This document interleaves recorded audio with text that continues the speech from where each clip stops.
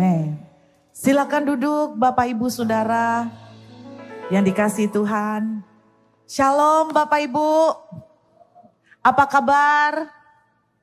Semuanya baik? Saya tahu semua pakai masker. Coba lihat sebelah kiri dan sebelah kanan, kasih senyuman mata. Bu, gimana senyuman mata? Terserah, yang pasti senyuman mata tuh enggak mungkin gini ya. Gini nih berarti apa lu? Lihat-lihat gitu ya kan. Coba kasih senyuman mata sama sebelah kiri, sebelah kanan. Nah, ada yang bilang begini, Bu, sebelahku suami orang. Ya tergantung senyuman matanya, jangan yang geni, jangan gini-gini. Saudara, tadi pada ibadah jam 2, saya bercerita bahwa kemarin lusa, kalau enggak kemarin lusa saya lupa saking ketemu dengan banyak orang. Saya ini ketemu dengan pengusaha yang menceritakan tentang analisa kondisi ekonomi. Namanya analisa, bisa salah, bisa juga pas. Tapi enggak ada ruginya, enggak ada salahnya juga kita. Apa sih salahnya mendengar informasi ya kan? Dia tuh cerita bahwa Bu Ruth, sekarang ini ekonomi Indonesia ini lagi susah. Saya bilang, masa? Soalnya dalam hati saya tuh bilang begini, kok aku gak kerasa ya, puji Tuhan, puji Tuhan. Soalnya saya terlatih di Australia. Kan orang di Indonesia ngeluh harga naik kan. Masalahnya saya terlatih dari kurs dolar. Jadi gak kerasa. Jadi kalau orang bilang LPG naik Bu, berapa? Dalam hati, murah. Anda tahu di Australia masang AC. AC-nya harga berapa? Paling murah $600, 6 juta. Masangnya 600. Nyopotnya 600. Jadi beli, lalu pasang 1.200. Nyoplok yang sudah ada, tambah 600. Jadi untuk masang AC baru dan melepas AC yang lama, 1.800. Haya. Makanya ketika orang-orang Indo bilang, orang-orang di sini bilang sekarang kondisi susah Bu Ruth, lagi inflasi. Saya terus terang gak kerasa karena rate saya, ukuran saya selama ini dolar. Jadi tetap buat saya itu murah. Bayangin, saya makan di Citraland orang 2 cuman habis 60.000. $6. Di Australia gak dapat beli krepek tempe. Karena krepek tempenya $8. Jadi murah. Lalu dia bilang begini, keadaan ini akan makin parah. Yang saya khawatirkan Bu Ruth, Desember puncaknya. Saya tanya, itu kondisi ekonomi kah kok? Iya. Desember akan mencapai puncaknya. Dari tadi Bapak Ibu, selesai khotbah, saya masuk ruangan. Bu Ira kirimin saya banyak tamu ke dalam ruangan. Semua tamu yang masuk cerita problem mereka. Susah. Saya merasa keluar dari ruangan itu, saya ikut susah. Ikut sumpek saya. Dan saya dengar cerita demi cerita. Bagaimana mereka itu benar-benar banyak yang tadi masuk ruangan. Bapak kerja apa? Nggak kerja. Lu nggak kerja terus makan pakai apa? Koret-koret tabungan Bu. Banyak. Saya mulai mikir, apakah analisa yang saya dengar itu benar ya? Dan puncaknya yang ditakutkan Desember. Tapi saya percaya anak Tuhan akan survive. Bahkan lebih dari pemenang. Amin. Di kebaktian jam 2, saya membagikan tips sederhana.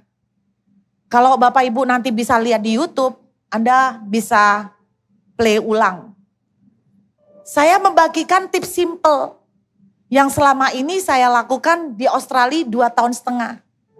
Semalam seorang teman telepon dan bilang begini, C, harus saya akui. Wah, jadi butuh pengakuannya dia nih ceritanya. C, harus saya akui bahwa favor yang Tuhan lakukan atas CC dan keluarga itu gila banget. Itu di luar normal. Itu over. Dia bilang gitu. Maksudnya gimana? Lah bayangin C, 2,5 tahun. CC sama suami gak kerja sama sekali. Tapi hidup bahkan tambah segar. Loh itu luar biasa loh. Saya mau bilang 2,5 tahun kami bukan cuma survive.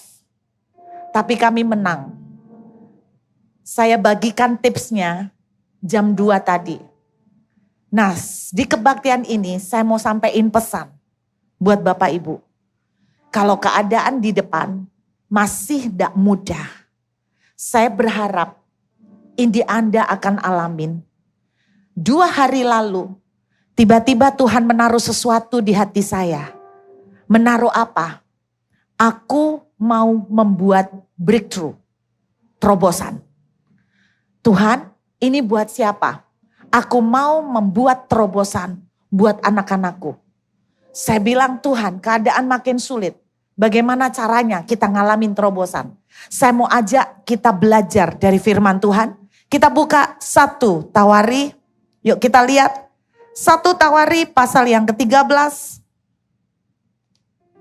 1 Tawari pasal yang ke-13 kita lihat ayat yang ke-11 Bapak Ibu. Saya berusaha untuk menjelaskan pelan-pelan dan mudah-mudahan bisa dipahami ya.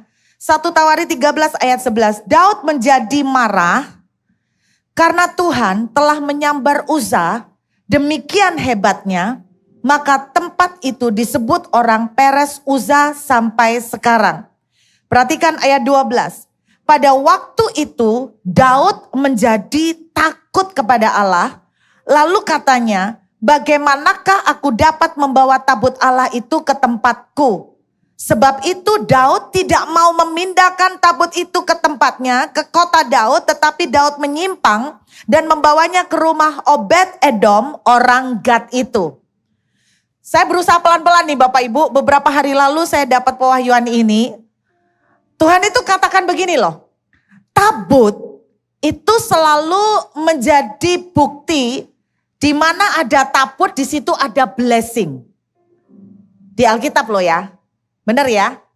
Di Alkitab selalu diceritakan di mana ada tabut selalu ada perkara-perkara besar yang Tuhan lakukan. Setuju Bapak Ibu? Setiap kali orang Israel mau pergi berperang, maka barisan yang ditaruh paling depan adalah tabut. Karena mereka percaya bahwa tabut itu adalah the presence of God, hadirat Tuhan. Dan di mana tabut itu ada, kemenangan pasti jadi. Di mana ada tabut Tuhan, berkat terjadi. Dan kira-kira seperti itu ya. Tetapi yang aneh, ayat ini menunjukkan untuk pertama kali Daud takut dekat-dekat tabut. Daud takut untuk menyentuh tabut. Sesuatu yang seharusnya menjadi berkat.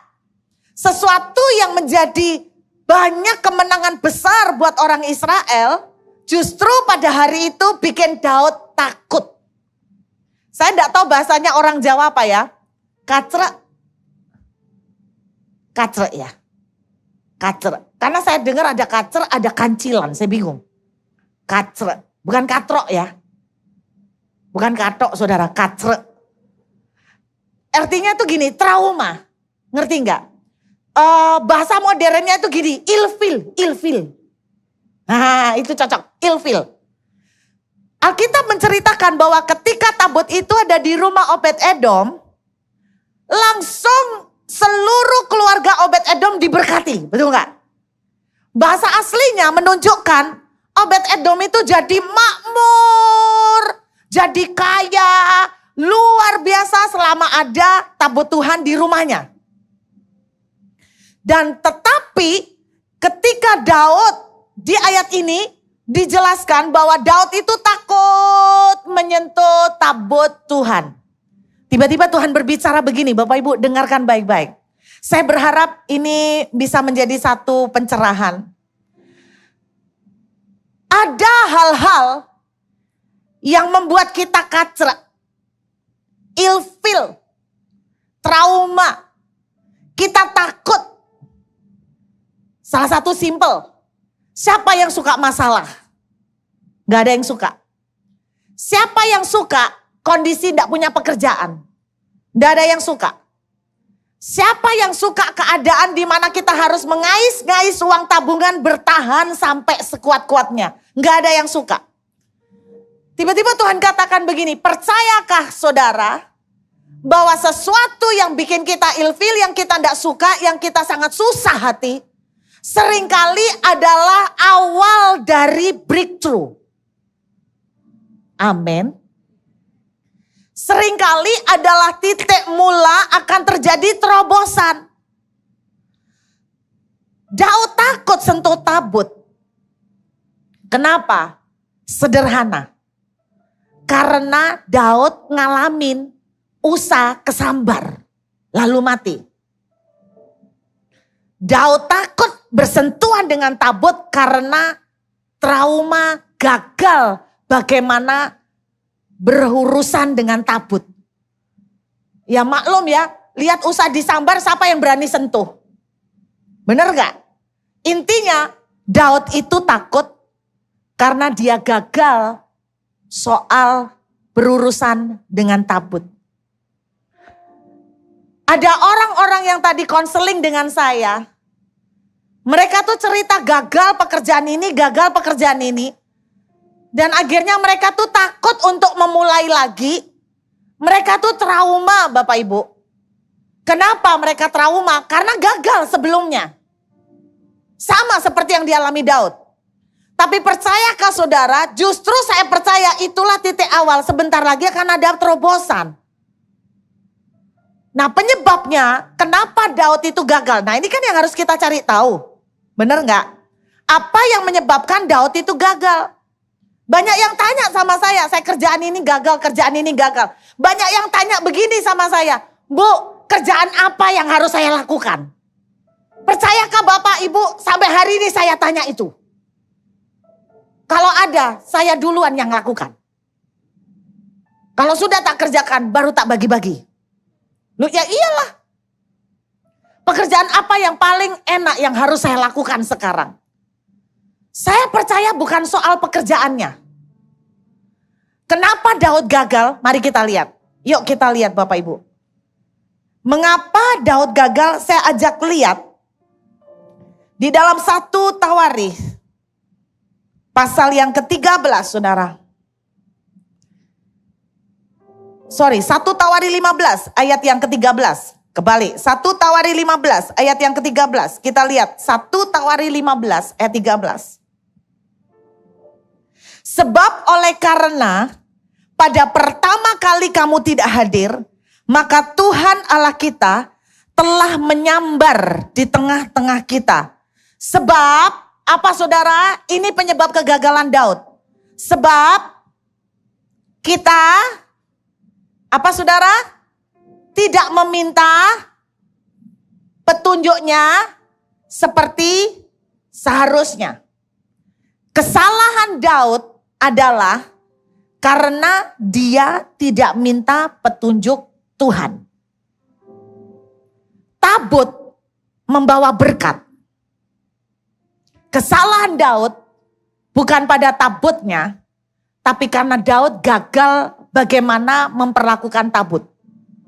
Kenapa Daud gagal? Karena tidak meminta petunjuk Tuhan. Masalah yang terjadi pada hidup saudara bukan kesalahannya di situ. Saudara tidak bisa bilang begini, Bu, kondisi COVID membuat pekerjaan saya hancur. Lalu saudara berkata, semua ini salah COVID. Saya cuma mau katakan begini, kesalahannya bukan pada COVID. Kesalahannya adalah pada kita gagal bagaimana mengatasi persoalan yang terjadi. Dan kenapa Daud gagal? Sederhana, karena tidak minta petunjuk Tuhan. Nangkep ya? Saya berusaha pelan-pelan. Yuk kita lihat. Nah, khotbah yang jam 4 ini rada serius Bapak Ibu, maafkan. Yang tadi jam 2 agak banyol. Sekarang nggak bisa banyol, serius dulu. 1 Tawari pasal yang ke-14. Kita lihat dulu saudara. 1 Tawari pasal 14. Perhatikan ayat yang ke-10. Kita lihat dari ayat ke-9. Ketika orang Filistin itu datang dan mengadakan penyerbuan di lembah Refaim. Bertanyalah Daud kepada Allah, apakah aku harus maju melawan orang Filistin?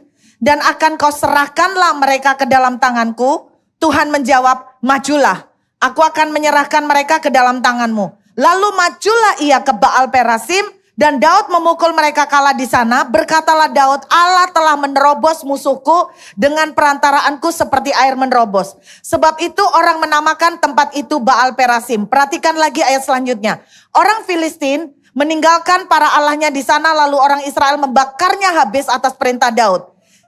Ayat 13, ketika orang Filistin menyerbu sekali lagi di lembah Refaim, maka bertanyalah lagi Daud kepada Allah.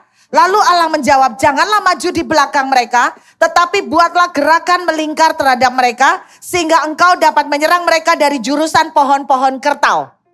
Bapak Ibu dengarkan.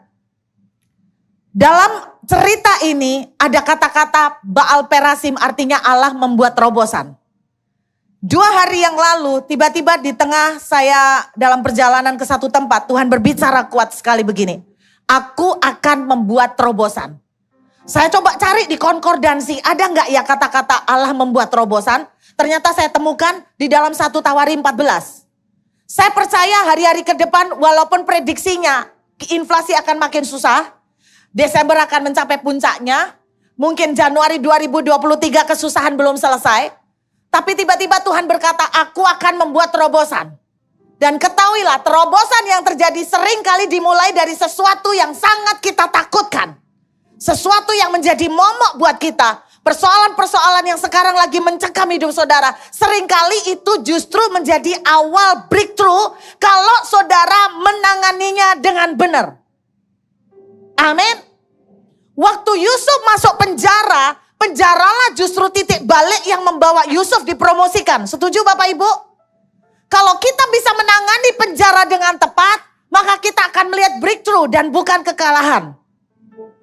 Ada lihat ayat-ayat di Alkitab. Ishak mengalami tanah kering. Tetapi ketika dia bisa meresponi dengan benar, maka tanah kering dirubah menjadi panen 100 kali lipat. Saya bilang dalam kebaktian jam 2, dari dulu sampai hari ini, tidak ada company, tidak ada perusahaan yang pernah panen 100 kali lipat dalam setahun. Kecuali PT Ishak Corporation. Cuman itu. Tidak ada PT-PT yang lain yang 100 kali lipat. Apa yang terjadi? Bagaimana Allah membuat terobosan? Sesuatu yang menjadi momok. Sesuatu yang menjadi bahan tangisan saudara hari ini. Sesuatu yang Anda pergumulkan sekarang. Saya yakin itu akan jadi titik balik breakthrough. Saudara bilang saya tidak punya kerjaan bu. Itu akan jadi titik balik breakthrough. Saya dikejar utang bu. Saya tidak nututi bayar cicilan bunga. Saya percaya itu bisa berubah menjadi breakthrough. Alkitab menuliskan Daud diserbu oleh orang Filistin. Itu titik awal breakthrough. Yusuf masuk penjara, itu awal breakthrough. Amin.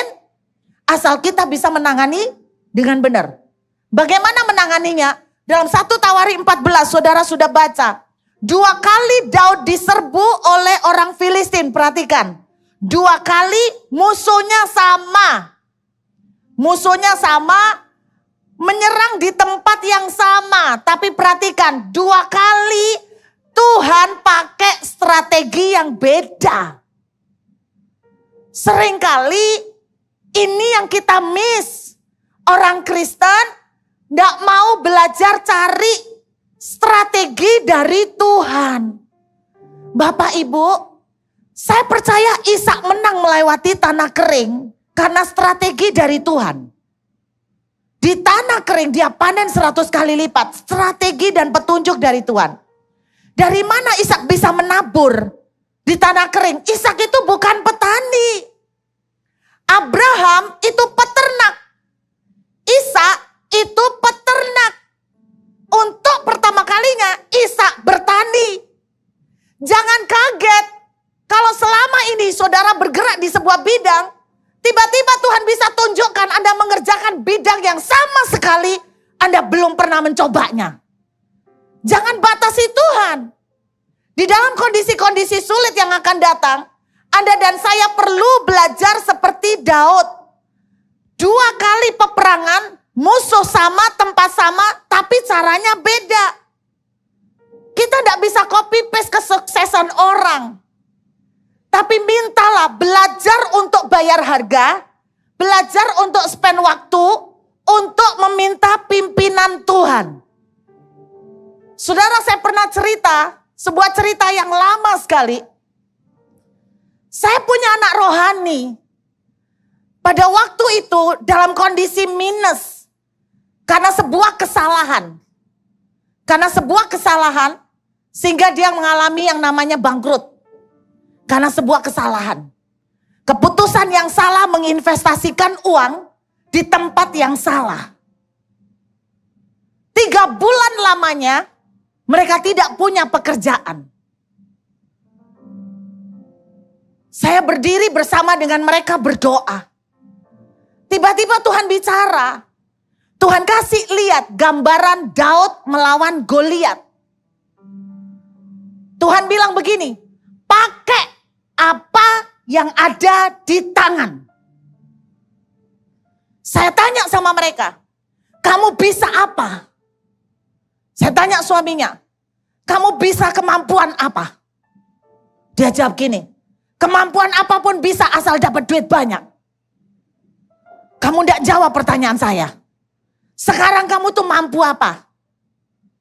Saya tidak menemukan jawaban itu dari suaminya. Istrinya. Kamu punya kemampuan apa? Kamu bisa apa? Dia jawab, bisa apa ya Ci?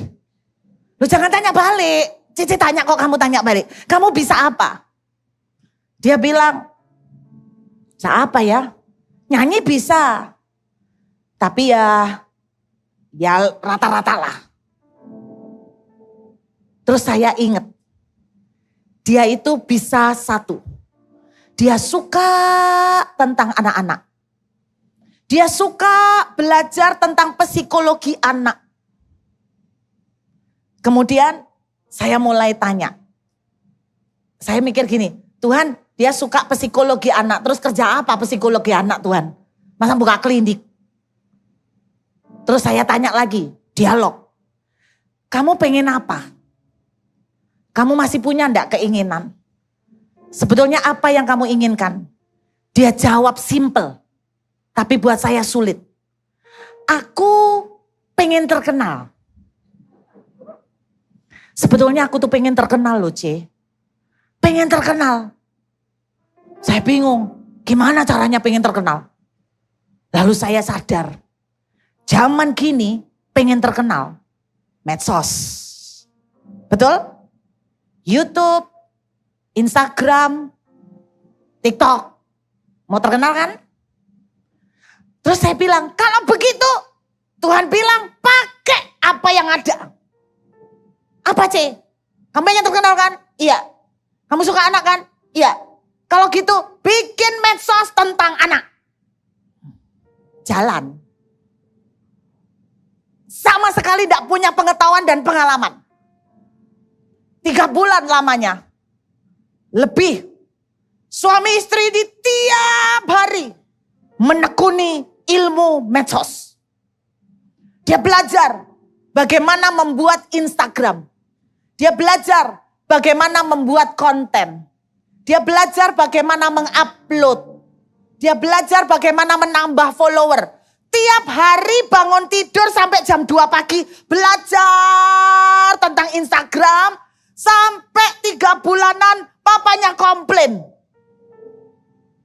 Ruth, anakku ini nurut kamu. Bilang ngono. Masa Instagraman terus. Anakku ini lagi ngayal. Aku tahu ada orang-orang yang berhasil Instagram, tapi berapa tahun? Dan itu yang jadi juga berapa? Nggak semuanya bisa. Mereka ini lo punya anak. Lalek, Gila, nekuni Instagram terus. Jadi apa anake? Kasih ono tahu ya Ruth. Oh ya kok. Oke. Ketemu sama mereka. Bingung saya cara ngomongnya ya. Kan saya yang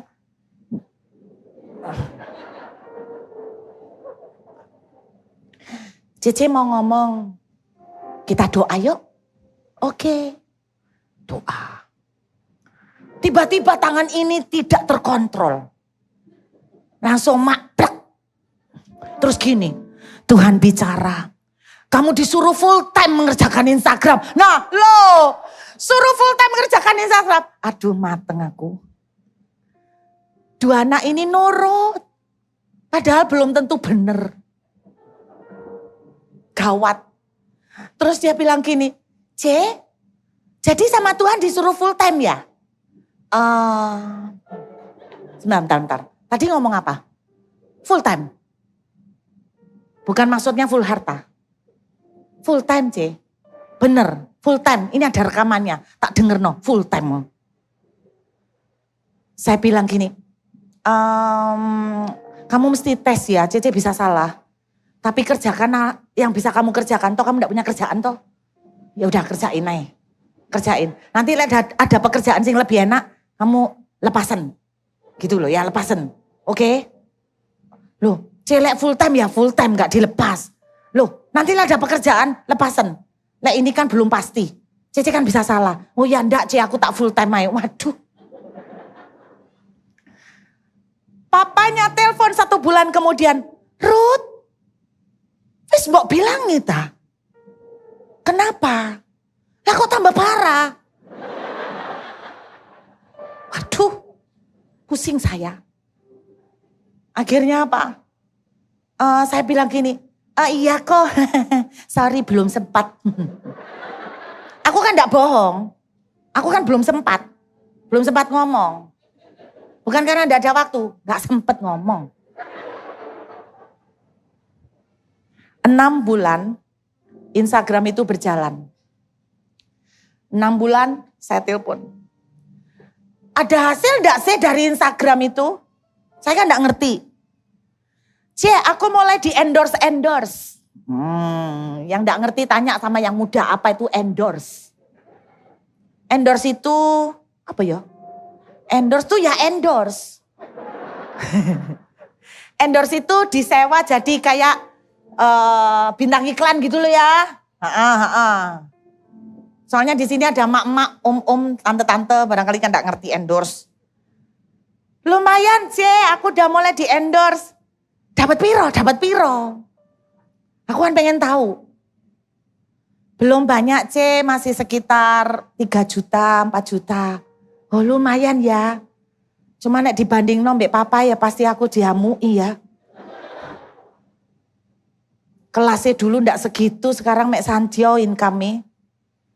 Jalan 7 bulan. Berapa sekarang? Berapa? Lumayan 12 juta. Loh kok banter? Loh aku ya bingung. Soalnya lek bagus aku pengen niru gitu loh. 1 tahun. Berapa? Lumayan piro? 100 juta lebih.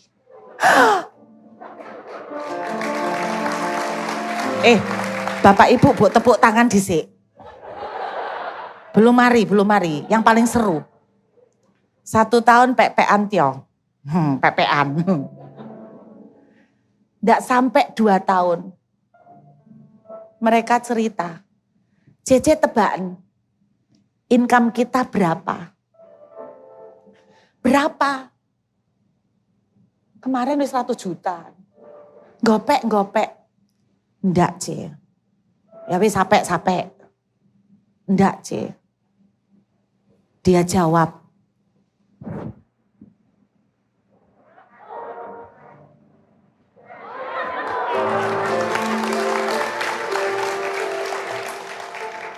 Nyo, ajarono Cece nyo. Cece tak ganti profesi. Kok enak dek kamu, ndak enak dek Cici? Terus saya protes sama Tuhan. Protes melulu. Tuhan, kenapa kau memberikan strategi kepadanya dan tidak kepada hamba-Mu? Percaya gak Bapak Ibu kalau saya niru, belum tentu saya jadi. Benar? Saya ditanya begini, apa bedanya Instagramnya dia dengan Instagramnya orang lain? Bedanya begini, Instagramnya dia berjalan dengan instruksi dari Tuhan.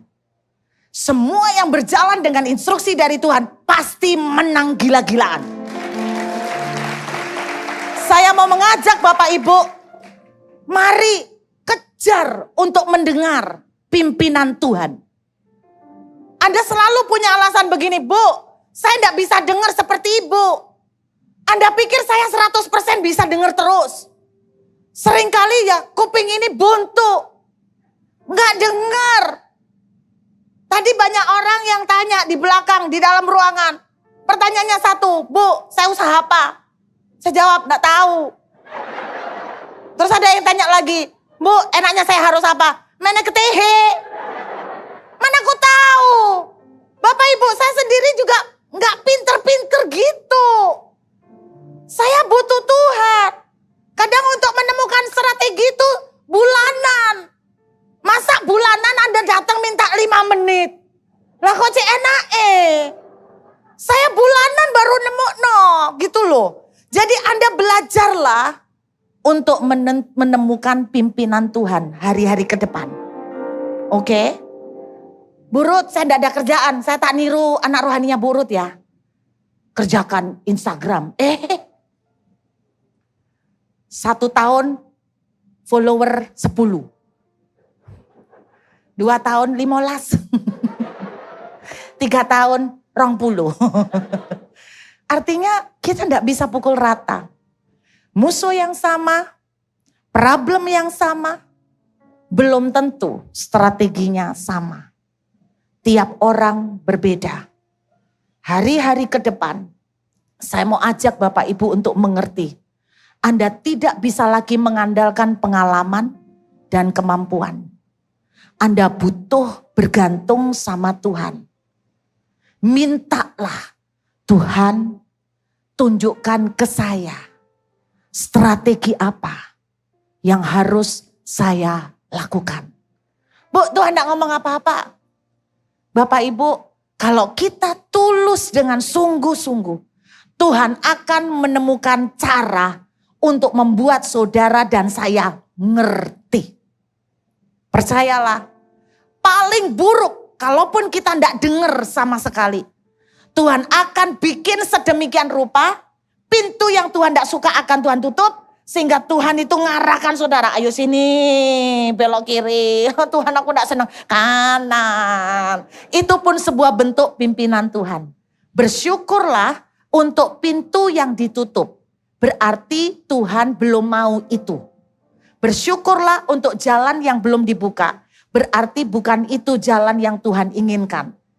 Karena saudara dan saya rada oon untuk mengerti suara Tuhan, sehingga Tuhan terpaksa pakai cara, Tuhan pakai pintu ditutup. Tuhan pakai jalan ini diblok, sehingga kita terpaksa belok ke sini. Yang ini diblok lagi, belok ke sini. Blok-blokan terus, nggak apa-apa. Makin bodoh, makin diblok-blok terus saudara. Nggak masalah, tapi toh akhirnya kita jalan dengan pimpinan Tuhan. Amin. Semua yang berjalan dengan pimpinan Tuhan akan menghasilkan ledakan. Saya berdoa 6 bulan, enggak sampai 6 bulan, 5 bulan. Kejar, minta pimpinan Tuhan. Anda akan melihat breakthrough.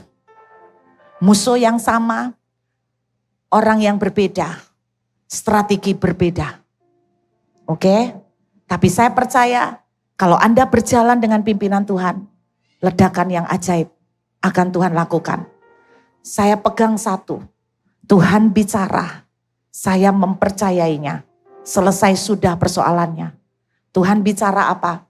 Aku akan membuat terobosan.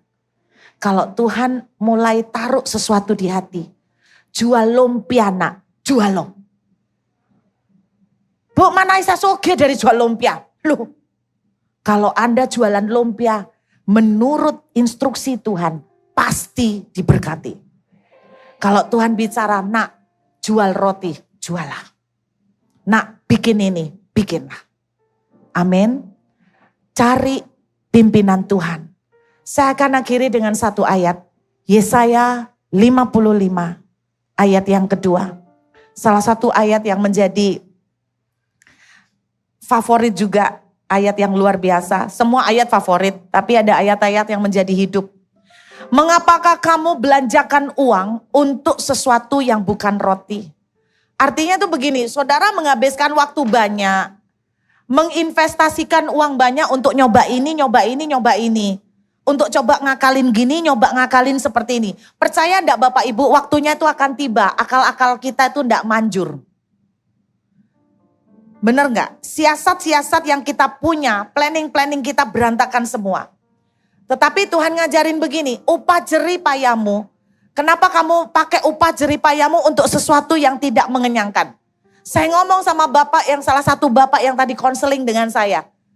Berapa lama Bapak stres selama ini untuk mikirin tanah yang enggak laku-laku? Dia bilang 2 tahun. Laku enggak? Belum. Tiwas Pak, 2 tahun stres. Kalau stres laku, stres lah. Oh iya toh. Kalau stres bisa bikin laku, stres lah. Kalau stres enggak laku, buat apa kau buang jerih payahmu untuk sesuatu yang enggak ada hasil? Saya bagikan ke dia apa yang saya khotbahkan jam 2. Firman Tuhan bilang begini di kebaktian jam 4 ini. Dengarkan. Alkitab bilang dalam Yesaya 55 ayat 2. Saya minta pemain musik kembali. Dengarkanlah aku, maka kamu akan memakan yang baik. Dan kamu akan menikmati sajian yang paling lezat. Kalau kita mendengarkan Tuhan, maka kita akan menikmati bukan cuma sajian, paling lezat. Apa bedanya Instagram anak rohani saya dengan Instagram yang lain? Bedanya dia berjalan dengan pimpinan Tuhan. Hasilnya pasti beda. Amin Bapak Ibu. Saya tidak selalu belajar mendengarkan suara Tuhan soal-soal kecil. Tapi izinkan saya sharing pengalaman sederhana dengan suami saya. Pada waktu itu salah satu yang kami harus persiapkan untuk pengajuan permanen residen adalah IELTS. Nah, suami itu harus sebagai dependent, saya main applicant, saya pendaftar yang istilahnya saya induk yang apply. Suami ngikut, itu namanya dependent. Syarat IELTS untuk dependent adalah minimal itu 4,5. 4. Kalau tidak bisa 4, kita harus bayar goceng. 50 juta. Percayakah Bapak Ibu kalau sudah kayak gitu doanya getuh. Untuk mengirit goceng. Dan suami saya ini punya kemampuan Inggris itu lumayan. Lumayan kurang. Lu serius, Bapak Ibu ini enggak percaya. Saya ini lo ngajarin dia bahasa Inggris. Saya tuh ngajarin, kan saya bekas guru bahasa Inggris. Jadi saya kasih dia latihan. Saya tuh waktu latihan ngasih soal-soal. Jujur Bapak Ibu, saya ini waktu ngajarin dia saya putus asa. Saya putus asa, sungguh. Salah satu komponen dalam IELTS itu adalah writing. Mengarang. Yang paling susah itu kan mengarang sama speaking. Karena itu yang memproduksi. Kalau reading kan cuma mengandalkan teks. Listening juga mengandalkan audio. Tapi writing sama speaking itu harus produktif. Produksi kan. Saya ngajarin dia writing. Saya suruh dia ngapalin kalimatnya tertentu, pembukaannya, kalimatnya ya apa wis. Mau tema kayak apa pasti kalimatnya itu mirip-mirip lah. Dear sir, I would like to write about gini. Wes itu tak suruh ngapal no. Dia bikin. Saya kasih tema, bikin surat begini. Dia tulis. Depannya tok. Satu kalimat yang dihafalkan. Setelah itu titik. Setelah titik, dia duduk di depan komputer. Ngomong apa ya non? Wis gak tahu wis. Dia taruh itu komputer. Dia pergi nonton TV. Ko, ayo belajar. Sebentar tonon res. Istirahat. Baru nulis di depan laptop itu 5 menit gak sampai, istirahatnya 1 jam. Itu yang terjadi. Saya tuh pesimis. Saya ngomong gini, Tuhan beri kami rezeki untuk bayar 5.000. Saya sudah pesimis. Serius. Kemudian karena pesimisnya, waktu saya ngelatih dia, saya tuh minta pimpinan Tuhan. Serius. Tuhan, tolong. Saya nyari contoh-contoh soal kan. Tolong Tuhan. Kira-kira soal apa yang mirip-mirip. Yang bakal ditanyakan untuk suami. Supaya enggak terlalu parah sulitnya buat dia.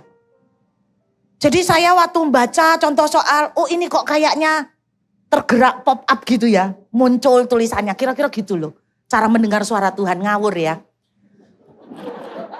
Kok tulisannya ini kira-kira rodok srek. Tak tanya no. Salah satu pertanyaannya adalah begini. What is your favorite heroes movies? Dia jawab, oh gampang-gampang non. Spider-Man. Terus pertanyaan berikutnya, why? Ini.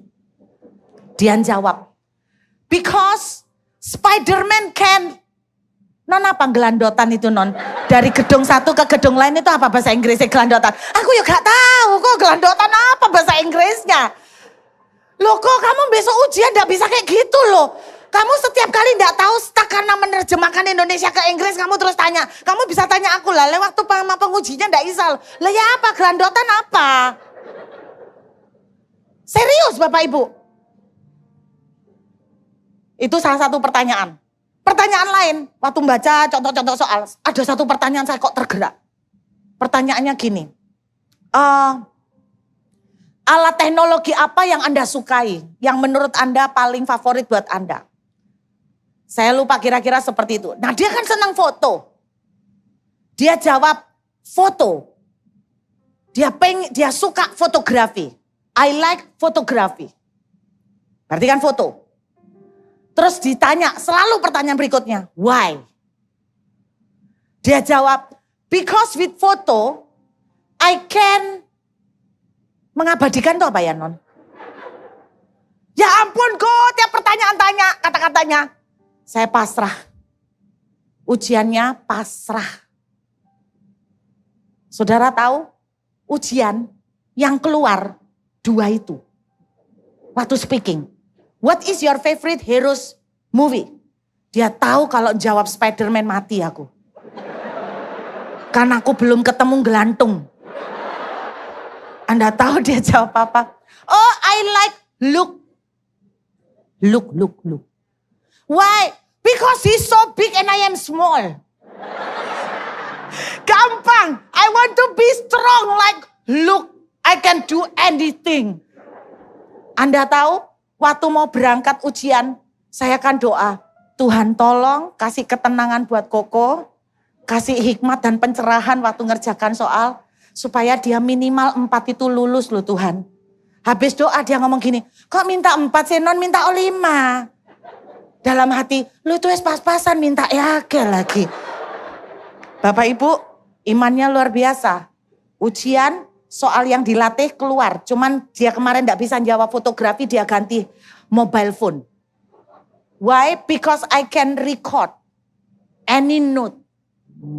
I can WhatsApp. I can browse. Seisa lah itu, seisa. I can play YouTube.